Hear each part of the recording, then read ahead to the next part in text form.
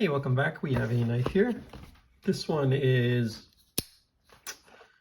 maybe it's irresponsible, but it was intended to be a knife that was showing my financial responsibility. We'll see.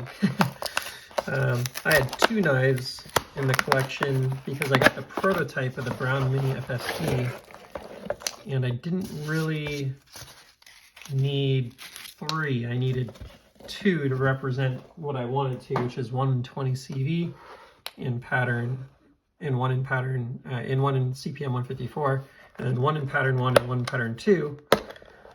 So long story short, I found pattern 2 in 20 CV. Anyway, let's see if we, this was described as new in box. I think the guy said he got it on a trade. I think he said he got it on a trade, and it wasn't what he, it wasn't something that he thought he would keep long term. CPM 20 CV, number 146. This is from this recent quote unquote semi-custom, so you could have gotten an anode and stuff, but anyways, yeah, now I can sell or trade two of my knives, and just have this one, which I think is ideal. So I'm just a big fan of this knife. There's some pluses and minuses to it for sure, but man, it is a super cool knife. If you know my background with it, I live near the maker, so I'm become a big collector of brown knives. This pattern in particular, I'm just a really big fan of. Really big fan of this pattern. It is super cool. Man, the grind on this is something else too. Just every time I see it, I'm like, man, that is on another level. But this pattern's kind of mesmerizing. This whole knife is like kind of startling to look at. You got the pattern with this kind of phase going on here. It's even cooler, I think, maybe on this side where it goes through the pocket clip. You got this crazy grind. Then you can deploy it in like 10 different ways. Kidding, but 5, literally. 1, 2, 3, 4. Technically, you could actually front flip it from the back too, if you're more talented than me. 5, and then button lock. Oops, I just can't really do it very well with the tripod right here, but I don't really have room. There we go. So you can just use the button lock to kind of whip it out with a gravity knife style. So there's technically like 6 different ways if you want to count both these front flippers, like separate front flipper. You could front flip the front of it and front flip the back of it. And then you can flip the back of it. So that's like 3, reverse flick, thumb deployment, and ninja style. Yeah, super fidgety, beautiful. All of them come like super well centered, I've noticed.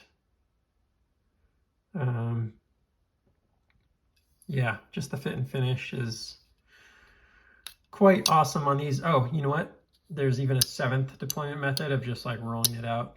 That's really nice too, actually. You can roll it out really well and actually put it back really well with because you have the finger right here to like go right back in. So 20 CV and everything, so cool. So the first one I got was this same pattern in CPM 154, and then I got the prototype in pattern 1. Wait, was that the order? Oh yeah, and then a friend of mine bought it and then had decided to sell it to me for pattern 1 in 20 CV. So I had like these 3 knives. Now I can get it down to just the prototype and this one, which is cool. So let me pull out the prototype.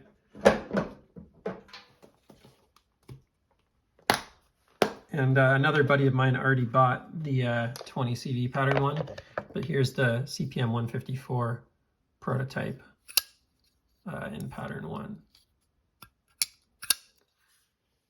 Bam.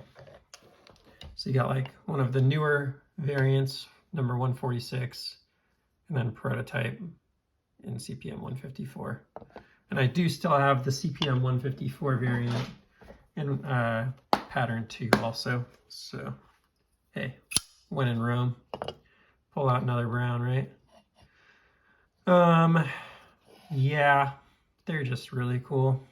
So there's number 96 in CPM 154. Whew. Am I right? Too crazy. These knives are too cool looking. I'm just a really big fan. I just think that these are some of the coolest knives. I mean, for me, it's like that extra, not nostalgia, but like element of, you know, living really close to the maker and stuff that also takes it to the next level for me. And I'm really glad to have found this one, and now we'll have to find a happy home for that one. I wish I could say I got all these at table price, but I didn't. I paid secondary on all of them, so sorry, no table price deals for the community on this one. I gotta recoup some funds due to my irresponsible behaviors. I encourage you to not be so irresponsible and to be finance first and knife second, but at the same time have fun and, you know, get a cool knife here and there, of course. I don't want to encourage anyone to be irresponsible though financially when they're getting the FOMO, the fear of missing out, when they see this channel. I assure you that what I'm doing is well within my means, and it's not to say that if I didn't cash all my knives out, especially right now at current interest rates at 3.75, I wouldn't be doing probably better financially, but this is not going to be an issue. So plus, you know, a huge part of my philosophy is if you can buy it and sell it for the same price, then, you know, you got an experience. And that's kind of a big piece of what knives are to me, is an experience. Some people like traveling the world. Some people like, you know, going and doing a mountain climb or something, trying to climb Mount Everest. When I get into collecting and really learn about things, that's an experience for me that I really enjoy. Fun way to pass the time during my downtime after my son goes to bed. And yeah, that's kind of how I think of it. And as long as I can kind of get out of these knives, if and when I ever slow down on my now I'm in that phase 3 of my collection. We'll see what happens in the future. Maybe I'll go into a lull and then go back into a phase 4. That's just kind of how it goes for me personally. Everyone's a little different, but that's just kind of how it's gone for me in the past. So yeah, hope you enjoyed. Please like, subscribe, and I will see you on the next one. Take care.